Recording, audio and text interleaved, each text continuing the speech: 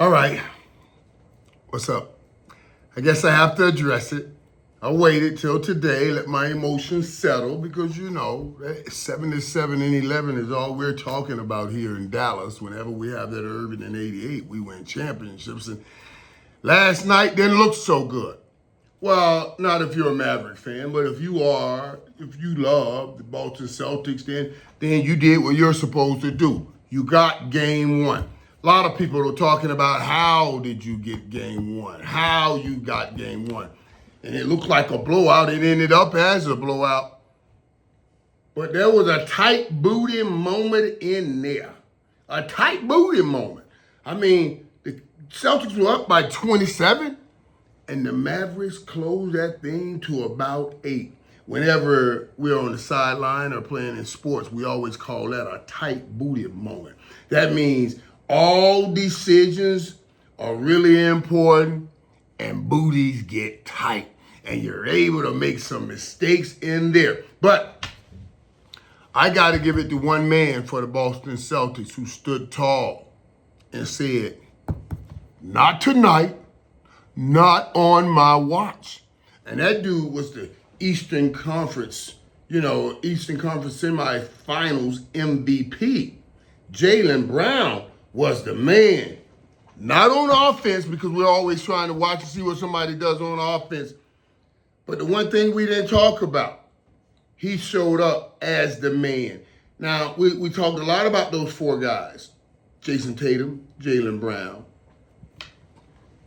Luka, and Kyrie. We talked a lot about those guys. But the reality is, every time we're talking about them, we're talking about what incredible offensive players that they are.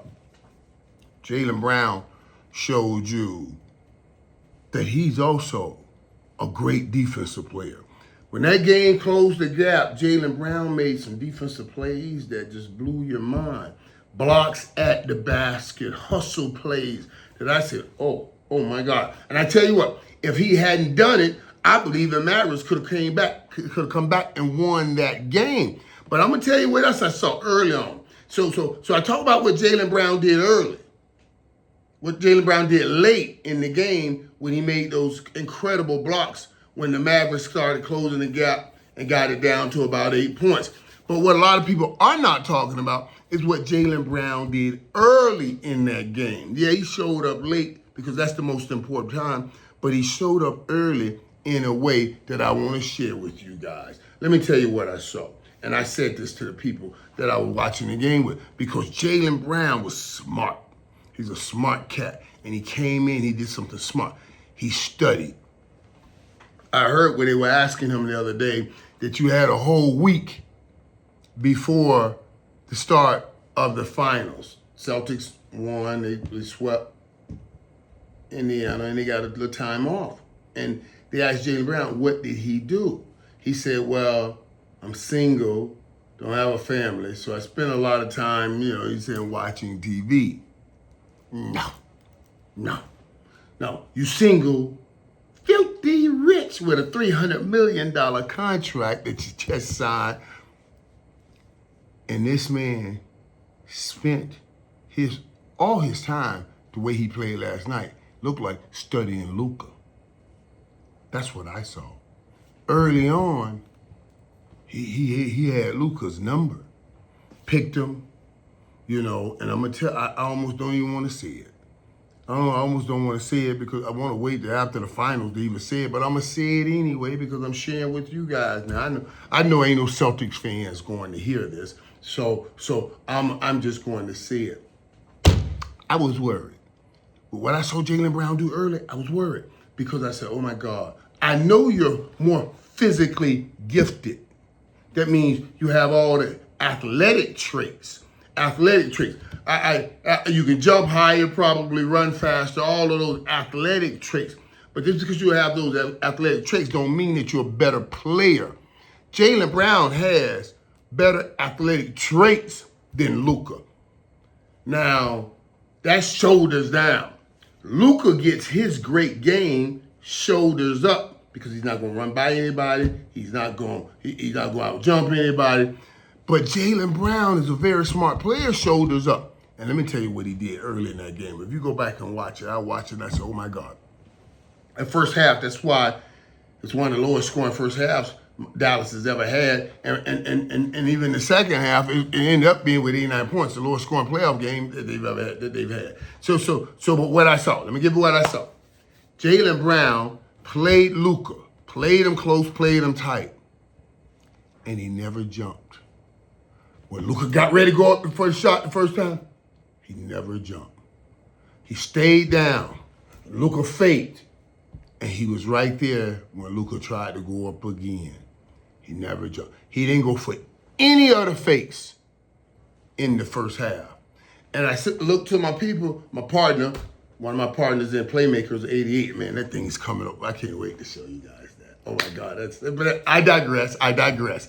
I got into that thinking I'm gonna do this for my boys, and now I'm all excited about it and having fun really putting it together, because there are a lot of Cowboys. And you'll see what I mean. A lot of Cowboy stuff that's there too. But you'll see what I mean. But back to what I'm talking about. With Jaylen Brown and how he was playing Luka, I was like, this is brilliant. This is brilliant.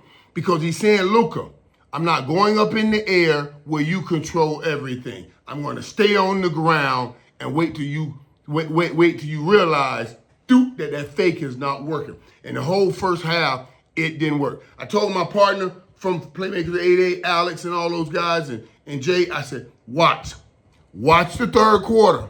Luka is not going to do any more fakes because he's a smart dude too. He said, oh, I see how you're playing me.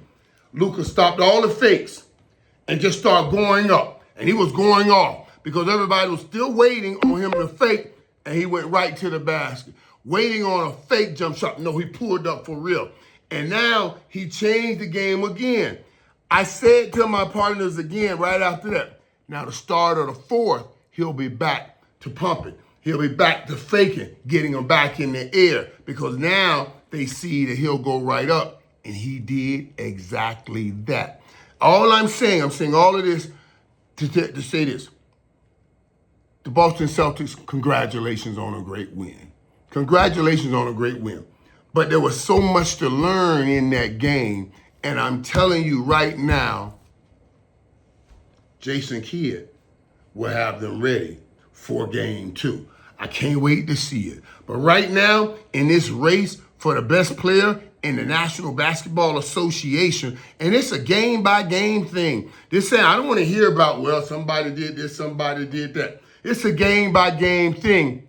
And right damn it now, Jaylen Brown is the man. But I'm going to need 7 or 11 to step back up and snatch that crown. We'll see if they do that in game 2. That shall be special. Trust me, it will be.